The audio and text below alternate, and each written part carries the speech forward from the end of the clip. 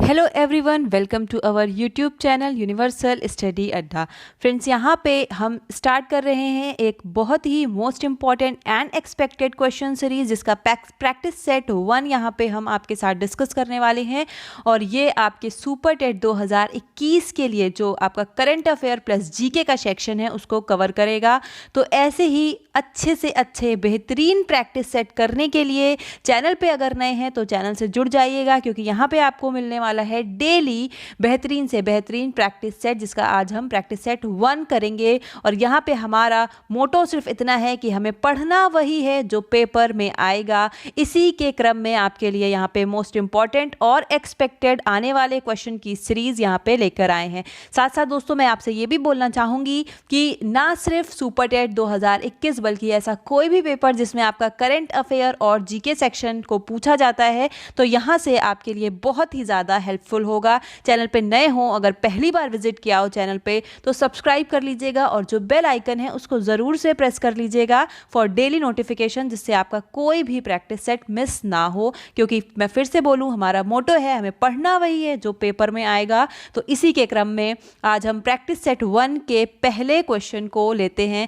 देखिए, हमारा पहला क्वेश्चन है कि कुपोषण की समस्या दूर करने हेतु प्रधानमंत्री नरेंद्र मोदी द्वारा जिस माह को राष्ट्रीय पोषण माह, ध्यान रखिए, जिस माह को राष्ट्रीय पोषण माह के रूप में बनाने की घोषणा की गई, आपको उस माह का नाम बताना है। अगस्त है 2020, अक्टूबर 2020 या सितंबर 2020 या फिर नवंबर 2020।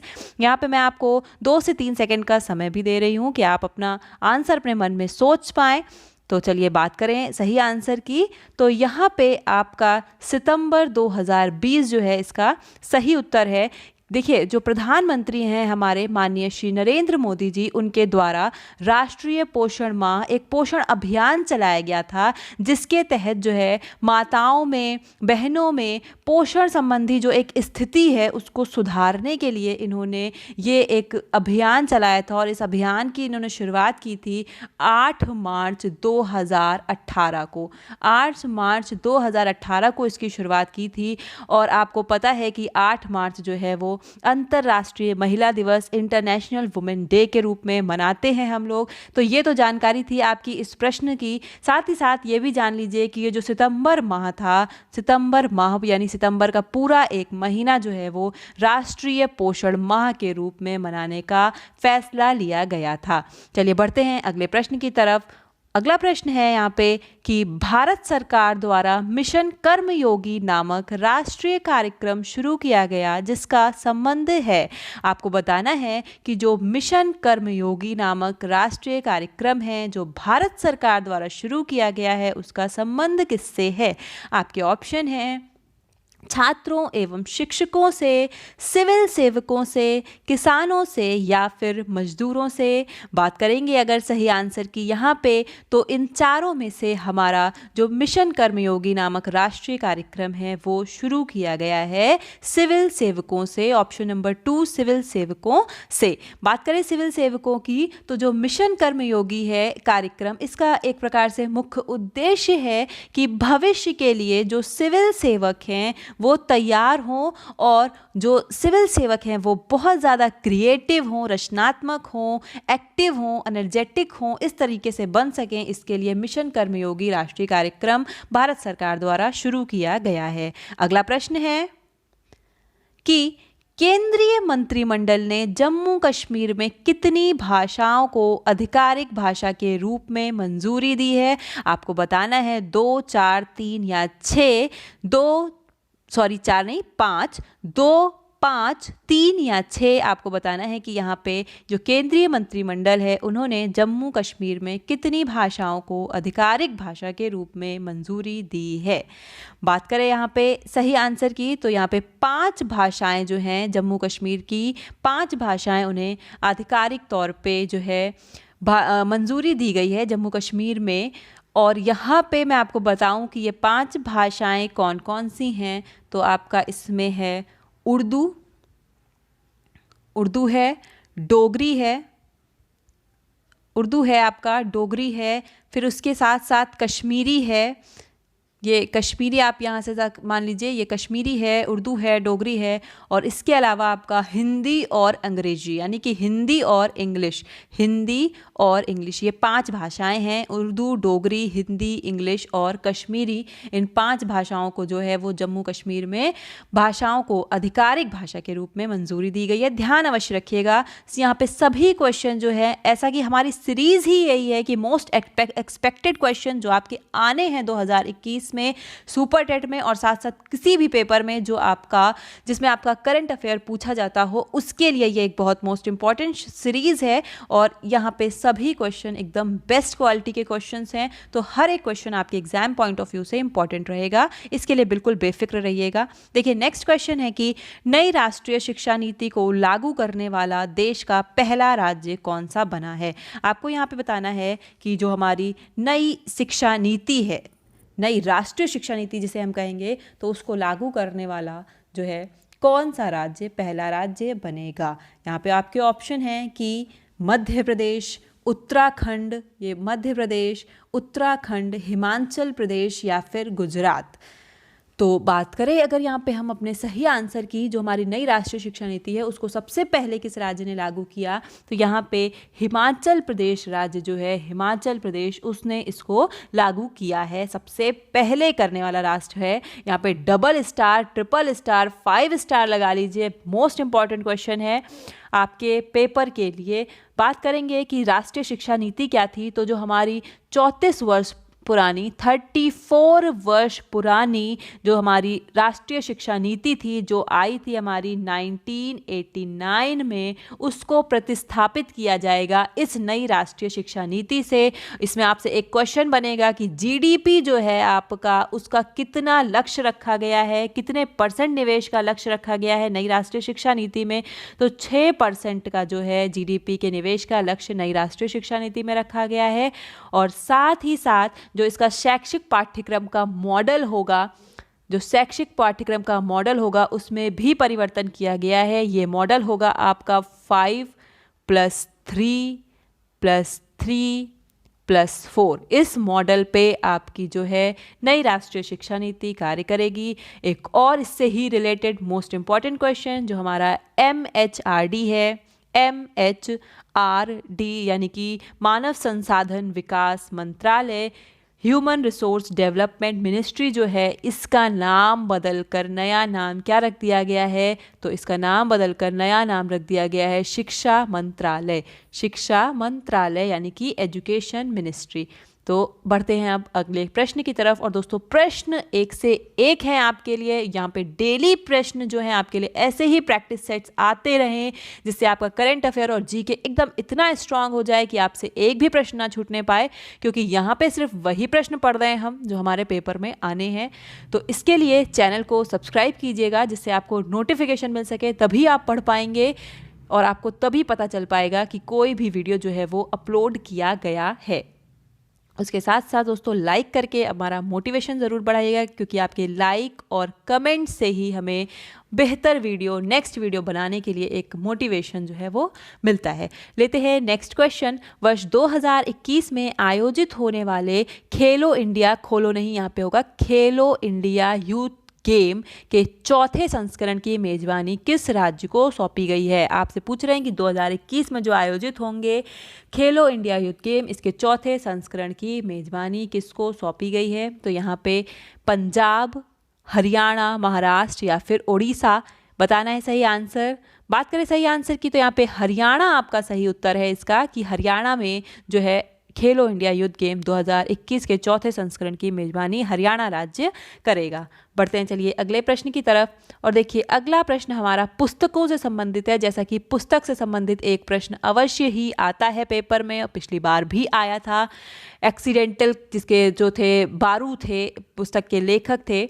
अभी यहाँ पे देखिए हमारा क्वेश्चन क्या है कि overdraft saving the Indian saver पुस्तक के लेखक कौन है, आपसे पूछा है। और सुपर टेट के जो भी अभी हमारे पहले प्रीवियस पेपर हुए हैं उनमें एक पुस्तक अवश्य ही आई है। यहाँ पे हम पुस्तक भी साथ साथ इसलिए कवर करते चलेंगे। बताना है overdraft saving the Indian saver पुस्तक के लेखक। ऑप्शन है आपके उर्जित पटेल, डॉक्टर हर्षवर्धन, रघुराजन और आर.सी. भार्गव सभी जो हैं यहाँ पे आरबीआई के गवर्नर रह चुके हैं।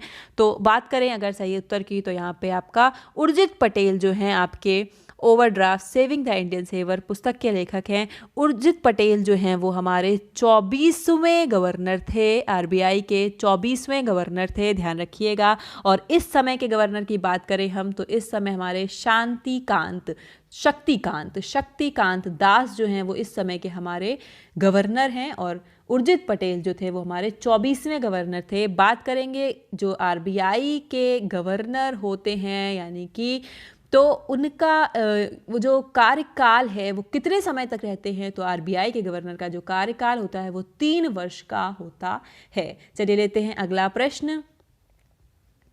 अगला प्रश्न है, सर्वोच्च न्यायालय द्वारा नामीबिया से अफ्रीकी चीतों को भारत में पुनर्निवास हेतु मंजूरी प्रदान की गई है। भारत के किस वन्य जीव अभ्यारण्य में इन चीतों को रखा जाएगा?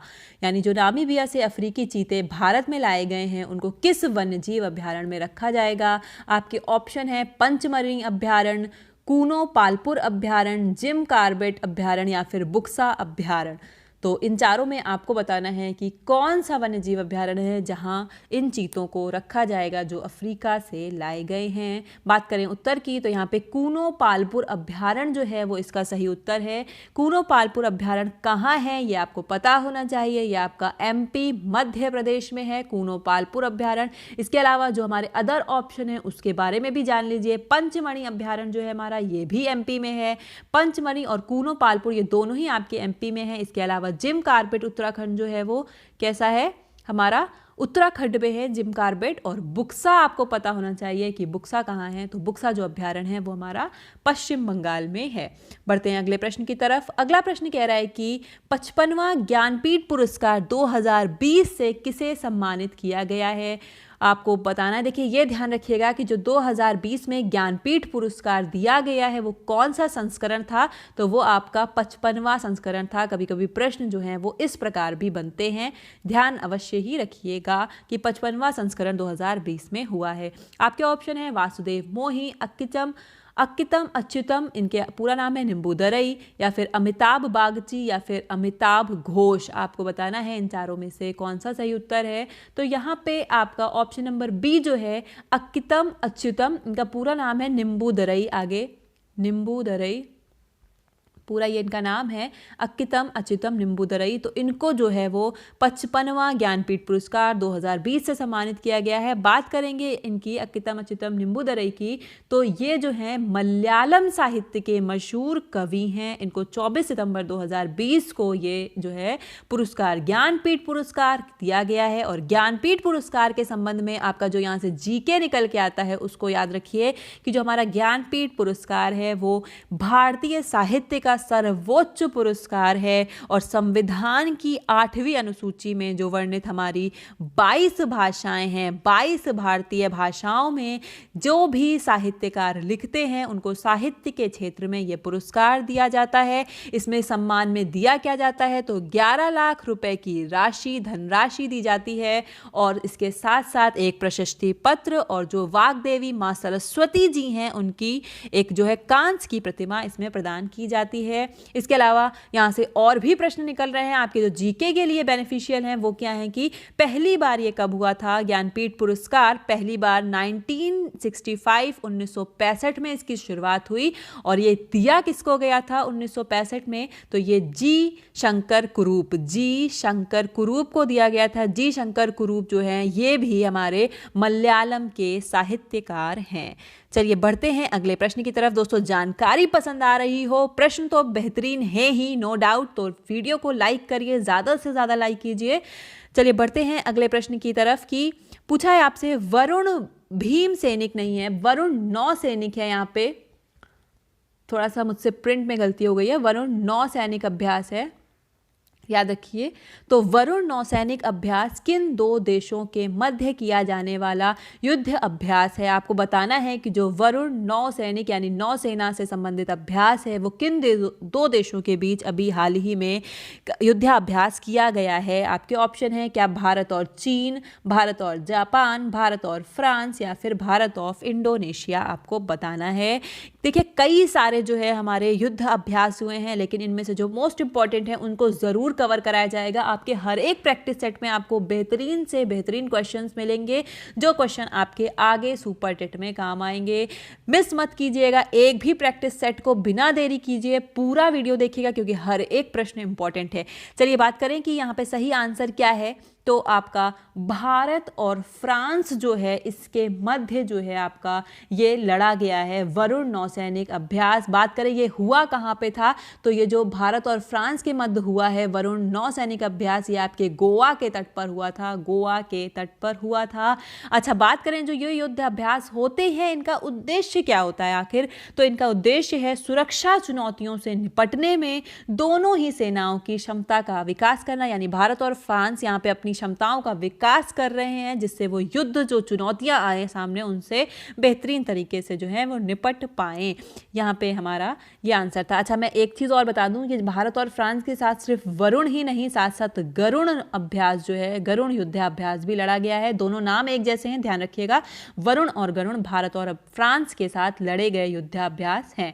बढ़ते हैं अगले प्रश्न की तरफ। अगला प्रश्न है भारत ने फ्रांस के साथ 36 भारत जो है उसने फ्रांस के साथ 36 राफेल विमान की खरीद हेतु समझौता किया है। राफेल विमान की निर्माता कंपनी कौन सी है? आपको बताना है कि जो राफेल विमान भारत ने लिए हैं फ्रांस के साथ समझौता किया है, 36 का समझौता किया है, तो जो है इसकी निर्माता कंपनी कौन सी है? बोइंग है, डेसाल्ट है, एयरबस है या फिर ट्रॉयट है? बोइंग, डेसाल्ट, एयरबस या फिर ट्रॉयट है। आपको बताना है कि कौन सी जो है वो समझौता किस मतलब इसकी जो निर्माता कंपनी है राफेल की वो कौन सी है। बात करें सही उत्तर की यहाँ पे, तो जो डेसॉल्ट है आपका, ये जो है राफेल विमान की निर्माता कंपनी है। इसका पूरा नाम है Dassault aviation, Dassault Dassault aviation इसका पूरा नाम है। ध्यान रखिएगा कि इसी ने जो है राफेल को बनाया है, इसकी निर्माता कंपनी है। और एक प्रश्न में ही देखिए एक और बहुत इंपॉर्टेंट चीज़ है कि इसका समझौता या हम बात करें ये कहाँ से, किस देश की सरकार के साथ खरीदे गए हैं, तो ये फ्रांस के साथ हमने खरीदे हुए हैं, राफेल जेट खरीदे हुए हैं। आपको यहाँ पे बताना है कि कितने राफेल जेट जो हैं वो यहाँ पे हमारा पूरा टोटल 36 का एक समझौता हुआ है, लेकिन जिसमें से 36 पूरे नहीं, पूरे 2021 तक 36 आने की पूरी संभावना है। अभी जो 29 जुलाई 2020 को राफेल जेट आए हैं उसकी संख्या आपको बतानी है यहाँ पे कि कितने राफेल जेट जो हैं वो यहाँ पे भारत में आ चुके हैं। आपको कमेंट सेक्शन में ये सभी को बताना है कि 29 जुलाई को कितने राफेल जेट भारत आ चुके हैं। इसके साथ साथ मैं आपको ये भी बता दूं कि जो राफेल जेट आए थे डेसॉल्ट एविएशन ने जो दिए थे वो हमारे रक्षा मंत्री जो हैं श्री राजनाथ सिंह जी, उनकी मौजूदगी में भारतीय वायुसेना को सौंपे गए थे। तो ये सारी चीज़ें आपके लिए इंपॉर्टेंट थी। यहाँ से दोस्तों आपको कमेंट में बताना है कि कितने राफेल जो हैं वो भारत आ चुके हैं 29 जुलाई को। तो दोस्तों आज की वीडियो में इतना ही। ऐसे ही प्रैक्टिस सेट के साथ जुड़ने के लिए हमारे चैनल यूनिवर्सल स्टडी अड्डा को सब्सक्राइब कर लीजिएगा और बेल आइकन को प्रेस कर लीजिएगा जिससे आपका कोई भी प्रैक्टिस सेट मिस ना हो। बेहतरीन प्रैक्टिस सेट के लिए आगे भी आपके लिए आते ही रहेंगे। लाइक ज़रूर कीजिएगा। आई होप आपने लाइक किया होगा क्योंकि इतने अच्छे प्रश्नों का समावेश है तो लाइक तो बनता ही है आपका। दोस्तों आज की वीडियो में इतना ही। मिलते हैं नेक्स्ट वीडियो में नेक्स्ट टॉपिक के साथ। Till then take care, good bye, जय हिंद, जय भारत।